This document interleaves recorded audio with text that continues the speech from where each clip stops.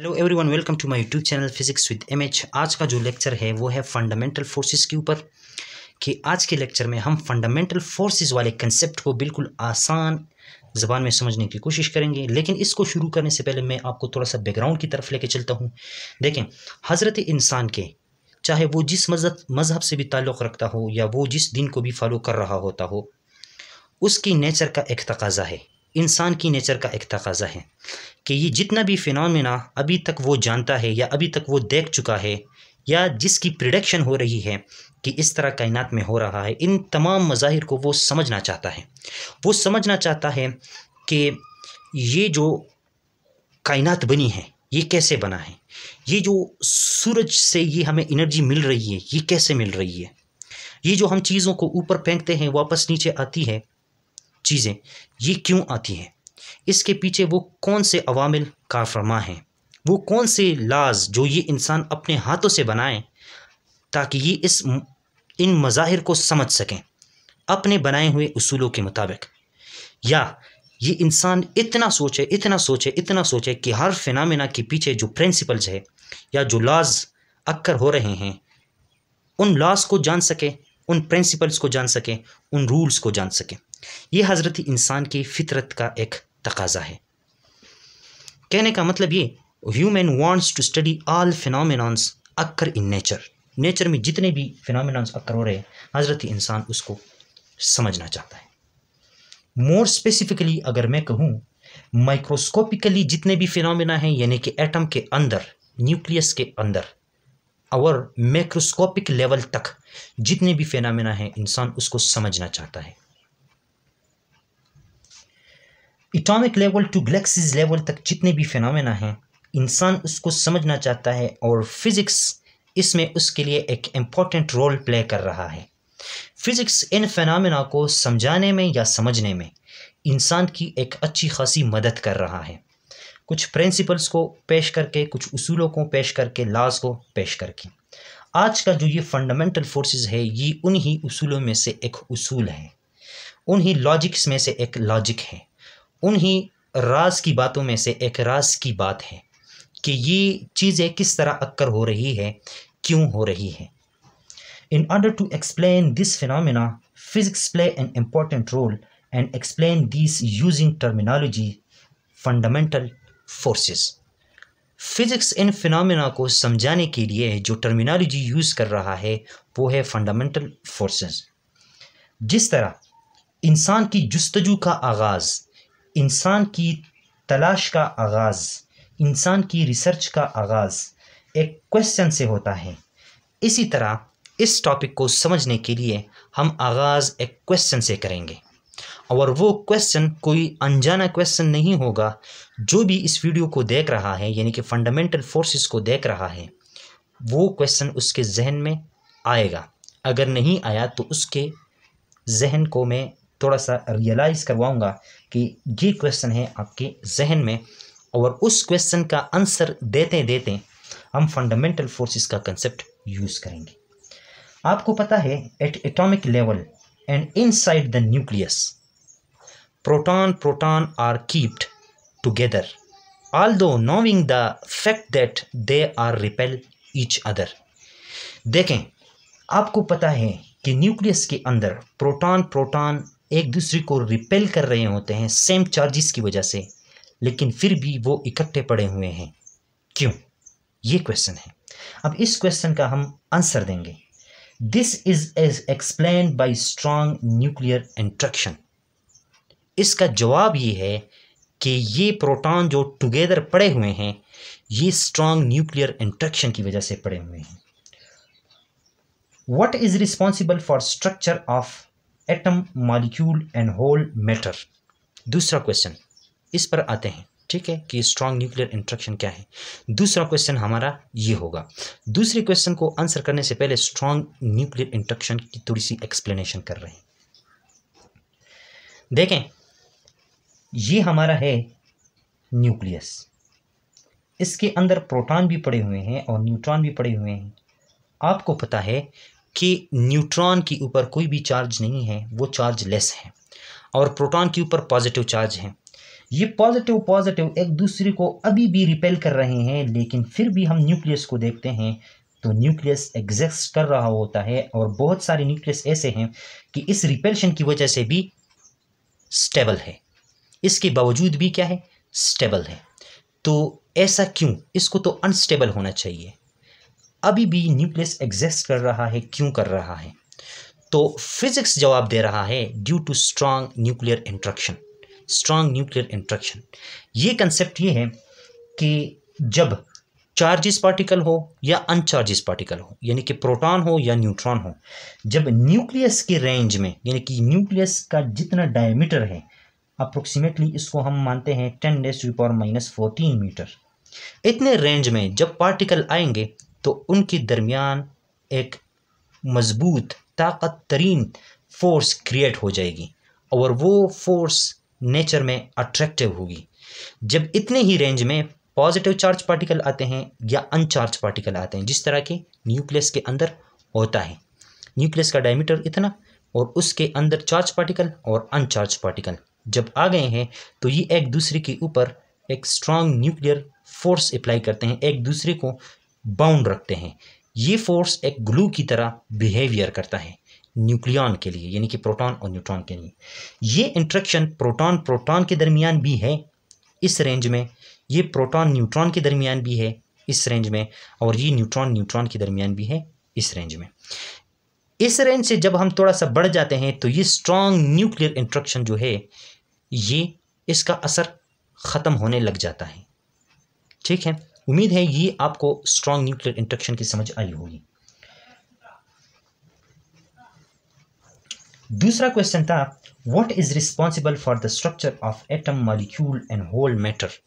देखिए, हम जानते हैं कि मैटर एटम से बने हुए हैं, या अगर मैं इस तरह कहूं कि मैटर मॉलिक्यूल से बना हुआ है और मॉलिक्यूल एटम से बने हुए हैं। ठीक है, तो वो कौन सा फैक्टर है जो मैटर की स्ट्रक्चर के लिए, यानी कि हमें जो पत्थर नज़र आते हैं, हमें जो पहाड़ नज़र आते हैं, सूरज नज़र आता है, ठीक है, इस तरह के हमें इंसान, जानवर या हमें प्लांट्स वगैरह नज़र आते हैं, इनका एक ख़ास स्ट्रक्चर है। इसके स्ट्रक्चर के लिए क्या रिस्पॉन्सिबल है? इंसान इस फिनोमेना को भी समझना चाहता है। तो इस क्वेश्चन का जवाब भी फिजिक्स अपने अंदाज से दे रहा है और यूज़ करेगा फंडामेंटल फोर्सेस वाली टर्मिनोलॉजी। न्यूक्लियस के स्ट्रक्चर के लिए जो चीज़ रिस्पॉन्सिबल थी उसको कहा स्ट्रॉन्ग न्यूक्लियर इंट्रैक्शन, और मैटर की स्ट्रक्चर के लिए जो चीज़ रिस्पॉन्सिबल है फिजिक्स उसके लिए टर्मिनोलॉजी यूज़ कर रहा है electromagnetic interaction. The structure of matter is due to the another interaction called electromagnetic interaction. The range of this interaction is greater than that of the strong interaction. और ये interaction जो है ये positive negative charge के दरमियान अक्सर होता है। देखें, जितनी भी केमिस्ट्री है आपकी, जितनी भी केमिस्ट्री, यानी कि पीरियोडिक टेबल को पढ़ना एक्चुअल में केमिस्ट्री है, और पीरियोडिक टेबल में हम एलिमेंट को देखते हैं और उन एलिमेंट से फिर जो कंपाउंड बनते हैं उनको देखते हैं, और कंपाउंड एलिमेंट से तब बनते हैं जब उनके दरमियान बॉन्ड बन जाए, और बॉन्ड इलेक्ट्रोमैग्नेटिक इंट्रैक्शन की वजह से बनता है। जब एलिमेंट मिल जाए बॉन्ड के ज़रिए तो वो एक कंपाउंड दे देते हैं या मॉलिक्यूल, और मॉलिक्यूल के दरमियान जब इंट्रैक्शन पैदा हो जाए तो वो एक होल स्ट्रक्चर दे देता है, हमें मैटर दे देता है। तो देखें, H2 गैस है अगर हमारे पास, या क्लोरीन गैस है हमारे पास, तो ये डाया एटॉमिक मॉलिक्यूल है। अब हाइड्रोजन का एटम और हाइड्रोजन का एटम ये इकट्ठे क्यों पड़े हुए हैं? इनके दरमियान ये बॉन्ड क्यों है? ये इलेक्ट्रोमैग्नेटिक इंट्रैक्शन की वजह से है, यानी पॉजिटिव और नेगेटिव के दरमियान, या इसका न्यूक्लियस इसके इलेक्ट्रॉन को, और बाकी इसके लिए हमने रूल्स बनाए हैं, डोपलेट रूल्स और ऑक्टेट रूल, वो वाला कंसेप्ट, वो एक्चुअल में इस क्वेश्चन का आंसर है, वो डुप्लेट रूल और ऑक्टेट रूल, कि ये किस तरह एग्जिस्ट कर रहे हैं डाई एटॉमिक मॉलिक्यूलर फॉर्म में, और इसी तरह H2O, तो इनके दरमियान एक बॉन्ड है, और उस बॉन्ड को जनरली फिजिक्स की लैंग्वेज में कहते हैं इलेक्ट्रोमैग्नेटिक इंट्रैक्शन, और इसका रेंज न्यूक्लियस के रेंज से यानी स्ट्रॉन्ग न्यूक्लियर इंट्रैक्शन से थोड़ा सा ज़्यादा होता है। ये एटॉमिक रेंज और मॉलिक्यूल के रेंज में होता है। गाइस, तो तीसरे क्वेश्चन की तरफ बढ़ते हैं और तीसरा क्वेश्चन मैं आपसे पूछता हूँ, what is responsible for the nucleus instability due to which nuclear decay occurs. देखें, आपने रेडियो एक्टिविटी पढ़ी होगी, नहीं पढ़ी तो इसी चैनल के प्ले लिस्ट न्यूक्लियर फिजिक्स में जाकर रेडियो एक्टिविटी को देखें कि रेडियो एक्टिविटी वाला फेनोमेना क्यों अक्कर होता है। रेडियो एक्टिविटी एक ऐसा फिनोमेना है जिसमें एक अनस्टेबल न्यूक्लियाई स्टेबल न्यूक्लियाई में कन्वर्ट हो जाती है with the emission of some radiation alpha, beta and gamma. तो ये रेडियो एक्टिविटी क्यों अक्कर होती है? ये न्यूक्लियस में अनस्टेबिलिटी की वजह से, यानी कि जब एटॉमिक नंबर ग्रेटर देन 82 हो जाए, यानी कि किसी न्यूक्लियस के अंदर प्रोटॉन की तादाद 82 से ज़्यादा हो जाए, 82 से ज़्यादा हो जाए, तो उन प्रोटॉन के दरमियान रिपल्शन भी अक्कर करता है, जिसको हम कूलम्बिक रिपल्शन कहते हैं, और स्ट्रॉन्ग न्यूक्लियर इंट्रैक्शन भी होता है। लेकिन मुसीबत यह है कि स्ट्रॉन्ग न्यूक्लियर इंट्रैक्शन का रेंज बहुत कम है और कूलम्बिक रिपल्शन का रेंज बहुत ज़्यादा है। तो वो न्यूक्लियन जो न्यूक्लियस के सेंटर से दूर होते हैं, प्रोटॉन स्पेशली, उनके दरमियान रिपल्शन अक्कर करता है। तो जब रिपल्शन अक्कर करता है तो अनस्टेबिलिटी क्रिएट हो जाती है न्यूक्लियस के अंदर, और नेचर में हर चीज़ चाहता है कि वो स्टेबल हो। तो स्टेबिलिटी को दूर करने के लिए क्या होता है? न्यूक्लियर डिके होता है, यानी कि रेडियो एक्टिविटी वाला फेनोमेना होता है। या वहाँ से एक अल्फा पार्टिकल, 2 प्रोटॉन 2 न्यूट्रॉन निकल जाते हैं, या बीटा पार्टिकल, या तो प्रोटॉन न्यूट्रॉन में कन्वर्ट हो जाता है या न्यूट्रॉन प्रोटॉन में कन्वर्ट हो जाता है, या अगर इस तरह नहीं है तो सिर्फ गैमा रेडिएशन एमिट हो जाता है और न्यूक्लियस एक्साइटेड स्टेट से ग्राउंड स्टेट में आ जाता है, स्टेबल हो जाता है। इस अनस्टेबिलिटी के पीछे भी एक इंट्रैक्शन है, और फिजिक्स की लैंग्वेज में उसको कहते हैं वीक न्यूक्लियर इंट्रैक्शन, क्योंकि ये भी न्यूक्लियर के अंदर ही होता है, न्यूक्लियस के अंदर। Due to which nuclear decay occurs, the another interaction is responsible for this called weak nuclear interaction. तो देखें, फिजिक्स अभी न्यूक्लियस से शुरू हुआ, न्यूक्लियस से आगे बढ़ा एटॉमिक लेवल पर, एटॉमिक लेवल से मॉलिक्यूलर लेवल पर।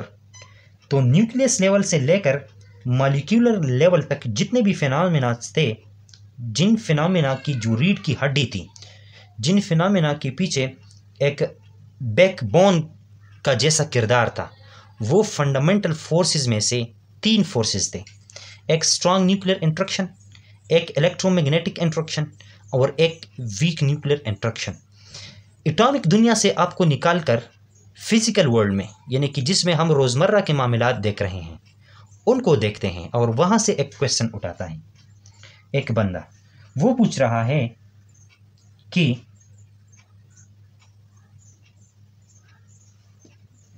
What is responsible for the phenomena like revolution of Earth, Moon, Sun? कि हम देख रहे हैं फिजिकल वर्ल्ड में कि इंसान ये जान चुका है कि हमारी ज़मीन जो है वो सूरज के इर्द गिर्द घूम रही है, और हमारे ज़मीन के इर्द गिर्द चाँद घूम रहा है, और ख़ुद हमारा सूरज जो है इस चाँद, ज़मीन और दूसरे प्लैनेट्स को लेकर गैलेक्सी के इर्द गिर्द घूम रहे हैं। हम ज़मीन पर चल रहे हैं, गाड़ियाँ ज़मीन पर चल रही हैं। ये सब फिनोमेना किस तरह हो रहे हैं? फिज़िक्स इसका भी आंसर देता है, और एक वर्ड्स को यूज़ करके, और वो है gravitational interaction responsible for this phenomenas. देखें, न्यूटन ने कहा था कि कायनात में जितनी भी बॉडीज़ है, वो बॉडीज़ एक दूसरे के ऊपर ग्रेविटेशनल अट्रैक्शन या ग्रेविटेशनल इंट्रैक्शन उनके दरमियान है, और उसको न्यूटन ने इस तरह एक्सप्लेन किया है कि F is equal to G universal constant, mass of the first body, mass of the second body divided by R square, which is the distance between the centers of these two bodies. तो जितने भी macroscopically phenomena हैं वो इस interaction की वजह से हो रहे हैं।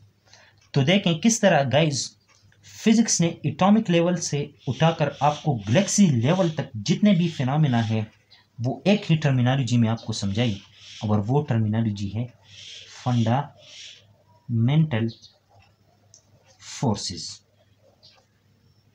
और इस फंडामेंटल फोर्सेस को उसने फिर 4 क्लासेस में क्लासिफाई कर दिया।